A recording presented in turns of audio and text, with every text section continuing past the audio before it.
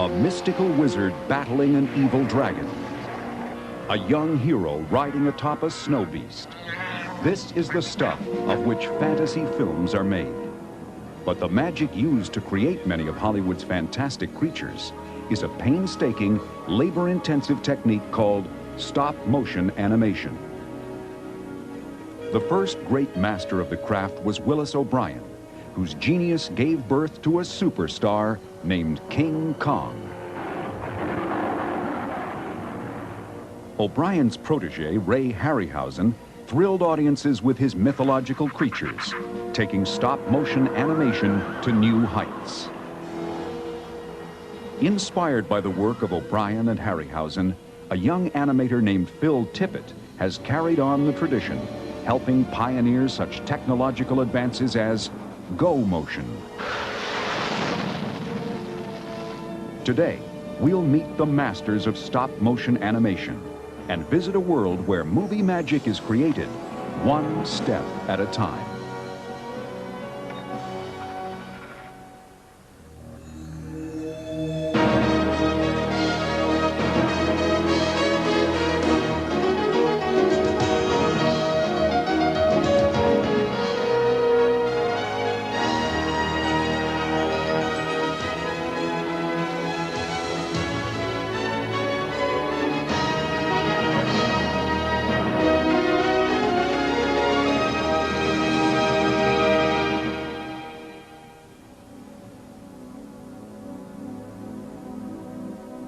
You can't have any distractions, any noise. You can't be talking to anybody. You have to really concentrate on all the various joints. And if you were shooting a 150 frame shot, which is about 6 seconds long, that could take sometimes 6, 7, 8, 10, 12 hours, depending upon how complicated the scene was. Stop-motion animator Phil Tippett has brought some of Hollywood's most unusual characters to life for movies like Coneheads, the RoboCop films, and Return of the Jedi, for which he received an Academy Award. Stop-motion animation is the technique of photographing miniature puppets in a series of still frames. When projected at the standard film speed of 24 frames per second, persistence of vision takes over, and the puppet appears to take on a life of its own. For the animator, it is an intensive process. The puppet's body and limbs are moved in very small increments, and then a single frame of film is exposed to record the image. With absolute concentration, to ensure that all the joints are moving in the desired direction with the desired momentum, the animator repeats the process for each frame. I found that after finishing a shot, you're so focused on this particular thing, you step out, you finish your shot, and download the camera, and come on, you got to drive home. You got to wake up now. Stop-motion animation actually dates back to the earliest days of film. In 1909, director J. Stuart Blackton animated matches, cigarettes, and other smoking paraphernalia in the short comedy Princess Nicotine. But a young man from Oakland, California, named Willis O'Brien, would soon elevate stop-motion animation from a film gimmick to a mainstay of American cinema. O'Brien made his first film in 1915. It took him 2 months to complete the 5-minute melodrama, The Dinosaur and the Missing Link. O'Brien would later refer to this ape man as King Kong's ancestor. He was one of the pioneers of stop motion. He was the first one to really apply it to something spectacular. O'Brien's first full-length feature, The Lost World, was indeed spectacular. The amazing sight of realistically moving dinosaurs astounded audiences and made it 1925's box office phenomenon.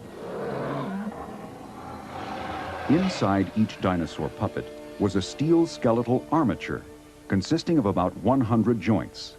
O'Brien designed the armatures himself and hired a talented young artist named Marcel Delgado to construct the movie's 50 creatures.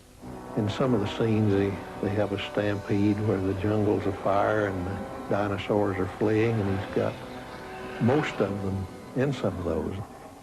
In 1930, O'Brien began to work on an RKO Pictures film entitled Creation. In a test reel, he debuted the results of a new system for integrating his miniature figures with live action photography. This rear projection system allowed O'Brien to project previously shot live action film one frame at a time and then rephotograph it off a screen incorporated into the miniature set. Additional background scenery could be painted on one or more panes of glass on the camera side of the screen and made to blend in with the rear projected image and foreground miniatures. With minor variations, O'Brien was to use this system for the rest of his career. In 1931, RKO abruptly pulled the plug on Creation, but producer Marion C. Cooper, impressed by the test reel, hired O'Brien to supervise special effects on a movie about a giant ape, tentatively entitled The Eighth Wonder. At first, the idea was to make him sort of a half man and half ape. It came out very badly. A second, more simian version of the leading character was also rejected by Cooper. But the third try, completely devoid of human features, was approved. The creature and the movie also received a new name, King Kong.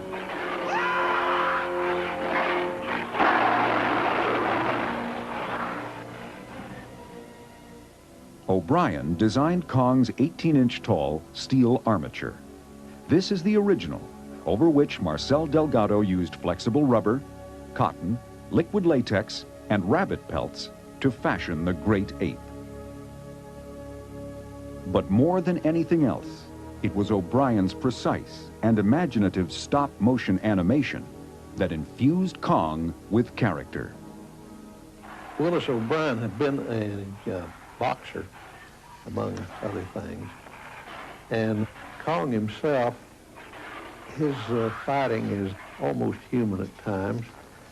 For instance, he goes after his opponent's head. He'd try to get him by the head and stop him from chewing you up. Kong does that. One of O'Brien's greatest strengths was his attention to detail. And you know, where Kong brings the girl into the cave, he's got bubbling water. He's got the wake and the head of the sea creature swimming around in this water. He's got steam rising off of this. You can't imagine the amount of work to go into that scene, and all for the sake of making it that much more convincing. It took O'Brien and a small crew over a year to animate King Kong, but his tremendous labor paid off when the movie opened in 1933, breaking box office records and inspiring a new generation of effects artists.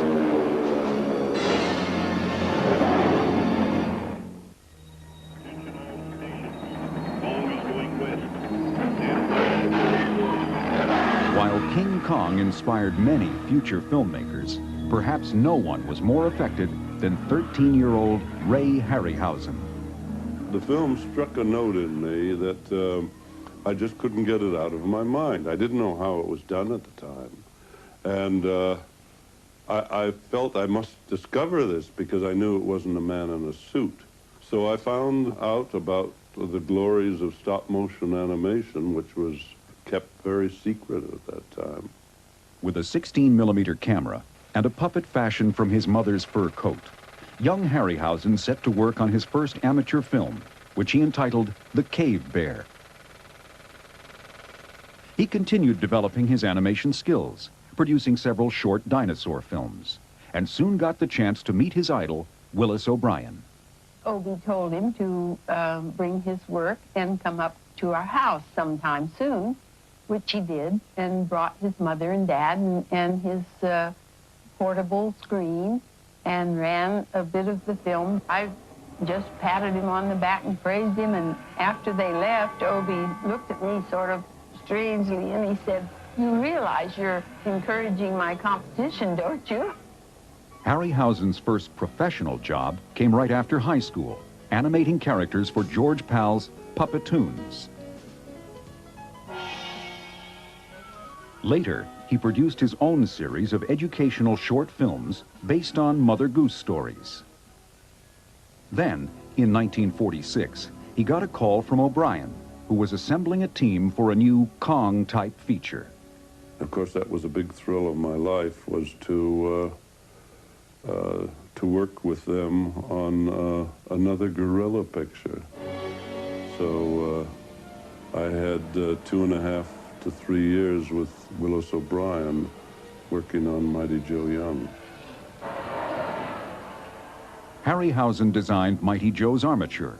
16 inches tall, it was built with 150 moving parts, machined from aluminum. Compared with the Kong armature, Joe is only 2 inches shorter, but considerably lighter and more dexterous.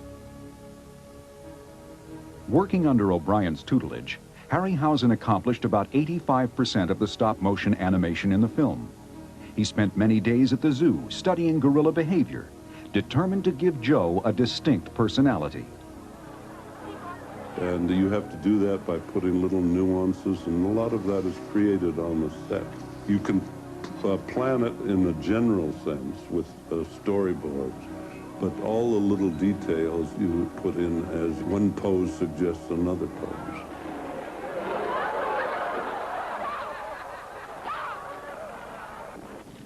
While never equaling King Kong in popularity, Mighty Joe Young is considered by many to be technically superior. And in 1949, Willis O'Brien's work on the film was recognized with an Academy Award. For Ray Harryhausen, Mighty Joe Young was just the beginning. In a collaboration that spanned 4 decades, he and producer Charles Schneer brought ancient mythology to life. Jason and his band of Argonauts, the mightiest warriors the world of adventure has ever known, in search of the fabulous magic Golden Fleece. Harryhausen gave stop-motion animation a popular mystique when he coined the term dynamation.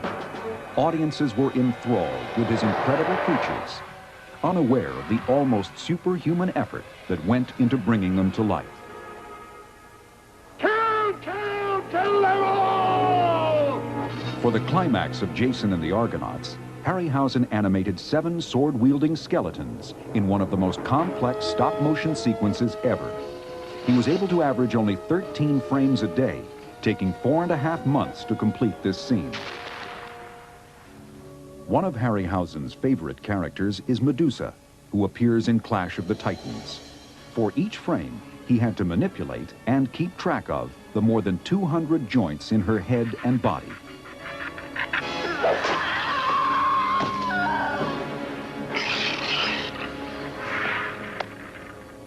Today, Ray Harryhausen is recognized as a grand master of stop-motion animation.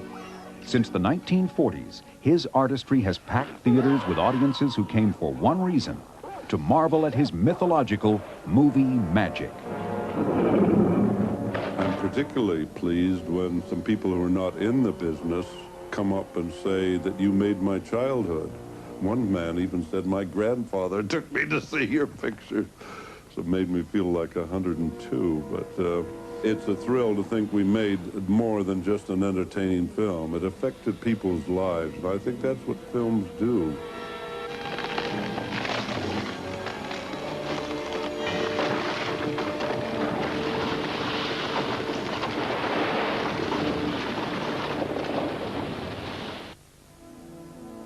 Right now, this character's got to walk into the scene and actually start eating these apples off the tree, and then exit the scene.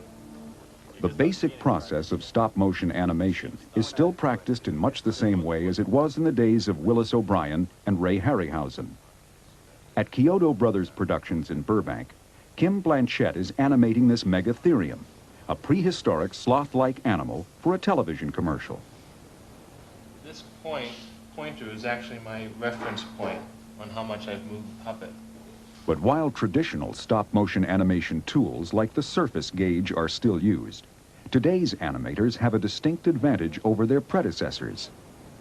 In recent years, they can utilize video cameras mounted alongside the film camera, which freeze and store the previously exposed frame. Okay, I got it.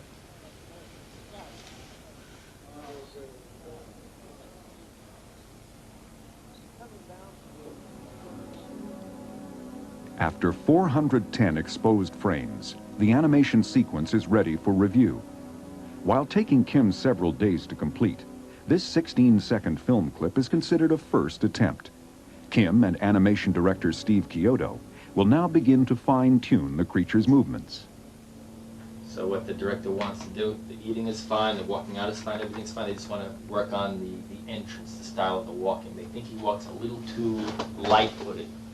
His claws are so big that they want the feet to bend a little bit inward, so he's walking on the inside, the outside of his feet, and then drag the feet as much as you can to make them look heavy. After making sure he has the right moves with his own body, Blanchett is ready to animate the entire sequence again. Frame by frame, he infuses the megatherium with the desired gait and personality.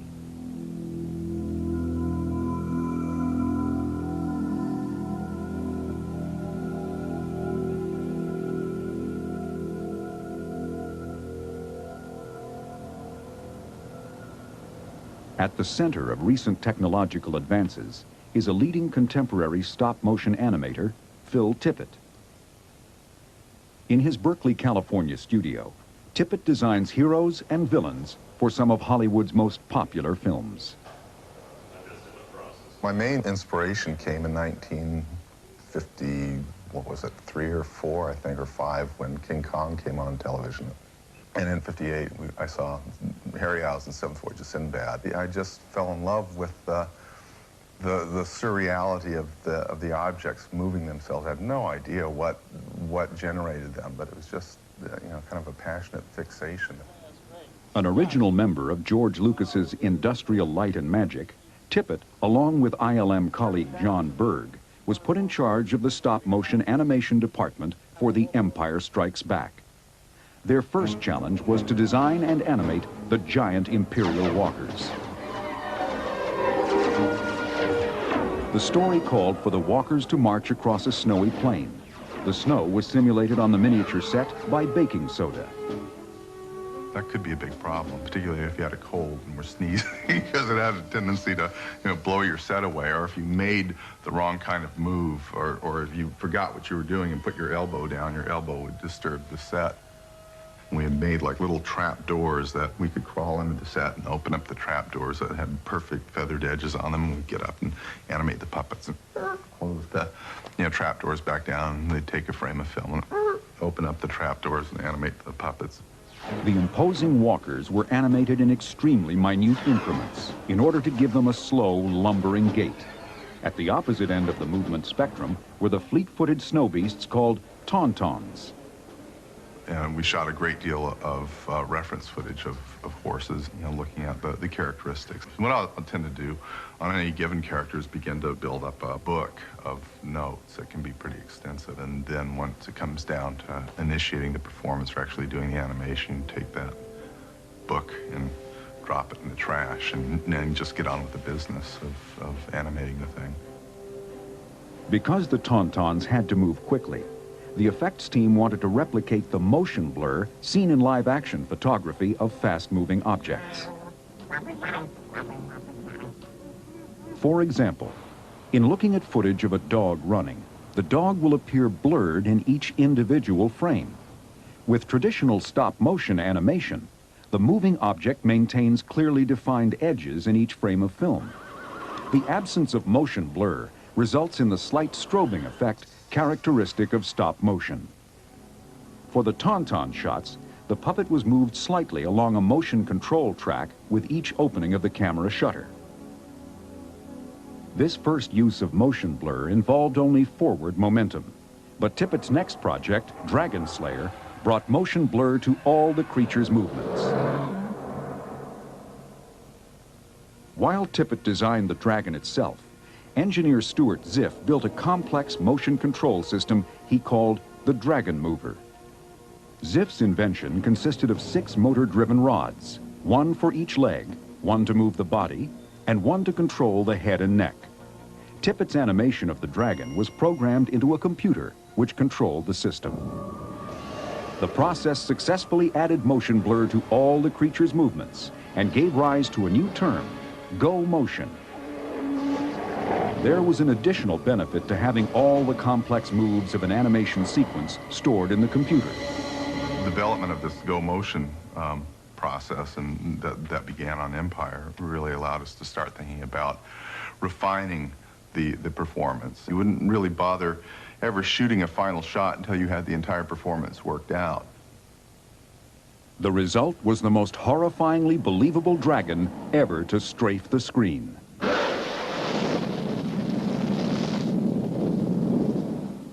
In the midst of fast-moving technological advances, Tippett continues to work with the eyes and hands of a stop-motion animator. As dinosaur supervisor on Jurassic Park, he transmitted his stop-motion skills into the computer, providing the animation for many key scenes, which were then rendered as computer-generated imagery. Ultimately, no matter what tool you're using, whether it's stop motion, go motion, computer graphics, you're learning how to work with the limitations of the tools that you have. You have a mental image in your mind of what the thing should be moving like, and you're constantly moving. No, it shouldn't be like that. It should be like this. And just trying to, keep all this stuff moving towards what you see in your mind's eye. As they continue to create movie magic one step at a time, Phil Tippett and a handful of other effects artists are carrying on the legacy of the pioneers of stop-motion animation. Willis O'Brien started, and I tried to follow with the concept that we're using stop-motion photography for our leading characters. Now, when you think of King Kong, a mass of metal with rabbit fur and sponge rubber on it, not a real person. His name is up there in lights with Greta Garbo, Clark Gable. He's part of Hollywood legend. Ladies and gentlemen, look at Kong, the eighth wonder of the world.